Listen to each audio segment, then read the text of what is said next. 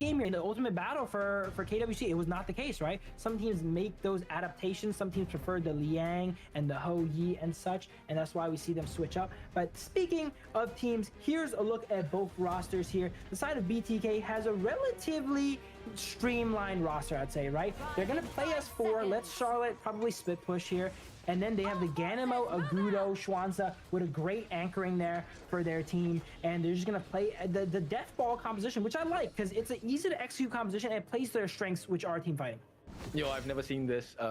Even for me as a player in my ranked games, Shock takes up the prison sprite. So this guy, either this strategy is going to do wonders for the side of BTK, or it's going to be disaster. Which one we will have to see. I would have to say it's anti-dive tech, right? Like, when you get dove by the Mai, by the Dharma, and the Musashi, you want to drop that prison sprite and kind of negate and dissuade the enemies from coming in here. But definitely very interesting on the Swanza here. Usually it takes something like heal because there's no innate healing in the kit of that hero. But yeah, Shark always cooks with his skills there. We see like Smite Liang Po, Smite Zhang Fei, not Smite, I'm sorry, Stun Zhang Fei and Stun Liang Po, I think, from him earlier. And of all heroes to pick Prison Sprite on, he picks it on the Swanza and not Liang Po, which is pretty interesting.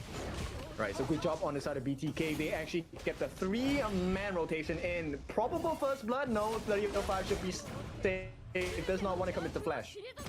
Absolutely here. They try to take down 35 under the tower. It does not quite happen. And there we go. There's the Musashi. Able to get that kill there with that ultimate. Here's one of BTK's weaknesses. They just let the Musashi kind of, always guarantee a kill with that ultimate when it's up here. And we might start to see a little bit of that trend here today.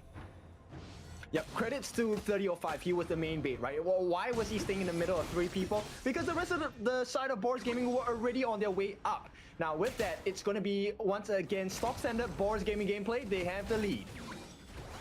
Here we go. They get the momentum already here. Against picks like the Musashi and some of the stuff like the Liang, they have such... Oh my god, speaking of catch, look at the range of that catch, but a little bit too far here, it looks like, as Diadea gets dropped really, really low. Zane does not want to let him get away with that, but while barely getting away, went so aggressive there under the tower of BTK. That has to be heartbreaking to see her get away alive. Phasma is so lucky. I mean, goodness me. That should have been a kill, man, on the side of BTK. Unfortunately, they did not have the gold markers to be able to achieve that. Shock, of course, was taken down early in the game, which means he has a deficit of gold. Now, BTK, Fried Chicken, has been doing quite well. He did secure that space sprite, but now he will see 30-05 face-to-face. Try to push him away, but here comes Wise. Yeah, usually you see Dharma get bullied out by a lot of Clash laners in the 1v1, so they send them help. But before talking about that, we see a fight break out here in the middle lane here as Zane goes down to the mine. Yep, not ideal. Prison Sprite going to be laid down, but this is still a secure for sure. Wise does get that Azure Golem, and there is no backup for the side of BTK. No response as Boris. They walk away scot-free once again. It's 1,000 gold going to the side of Boris Gaming.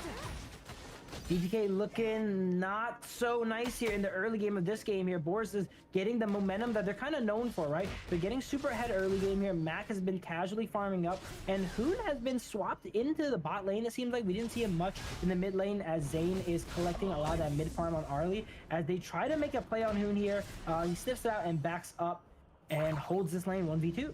Yep, Rick Cutie was overthinking there. He was hoping for Hoon to do a flash or something, with that angle of the Kachosen. But regardless, Boris Gaming, they have secured this 1,000 gold lead. They will start building up upon it as Boris Gaming normally do. So the question is, BTK, what is the response here? And it seems to be a numbers advantage. This game, it looks like they're able to, get some farm on the Arlie, but is BTK able to play Arlie and get it to be that super weapon that other teams kind of go ahead and scale with in the late game here?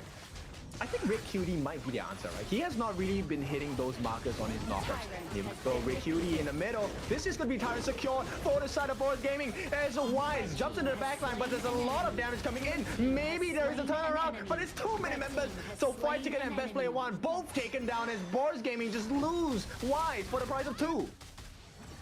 There we go. Tyrant also going the way of Boars Gaming, and now they're starting to get away from BTK here. Usually, 1,000 gold lead, you can still kind of fight, but oh man, That was ambitious there. That 1v2 from Zane there, right? Against the Mai and Deity is definitely gonna be tough. And he did that without the Doomsday. So this is another learning lesson, right? You need the percentage health damage to be going up against tanky members. And a tanky marksman like Mac. Now, with that being said, Boars Gaming, they are open for a counter attack here. White Chicken unable to land the hit because the backup has come. Wide looking for it. Bit of farewell, not going to be here just yet, but the double lockup is going to be enough. And 30-05 secures the kill for the team, and they secure the T1 for sure here. Every time Weiss has that ultimate, it's almost always a kill. It feels like a jungle version of Liang. And I was about to touch on earlier, when you're against heroes like the Liang, the Masashi, they're very cooldown based. You have to make a play when their cooldowns are down. Right now, he's extremely weak without that ultimate. Same with Liang. But if you just play passive when he has his ultimate down, it's just going to play into their game. They only want to fight with their ultimates here. As you see, Zane try to go for a solo kill onto Mac here, but oh no! Wow, there is no way. This is why the Mai is picked against an RD. What a big amount of burst coming out from Red Cutie. He's level 8, same level as Mobile Zane, but I'm pretty sure he's much richer than him at this point. Hey, I was mentioning in the draft that Zane gets himself some tough games. He goes for the 1v1 on Mac there, wins the 1v1, but gets baited into Red Cutie, which absolutely annihilated him with that combo. Yes, 30-05, playing with fire, but he's okay because he still has the truth mantra. Right now, the big issue is the fact that Red Cutie is trying to cut off the wave, and this is going to provide value for Mac here, as Phasma as well has eyes onto Mobile Zane. They want to go in, get the catch, the lockup as well. One more hit is going to do it, and of all the people to take the kill, Phasma takes it. T1 once again open for Mac to just lay those passive hits down.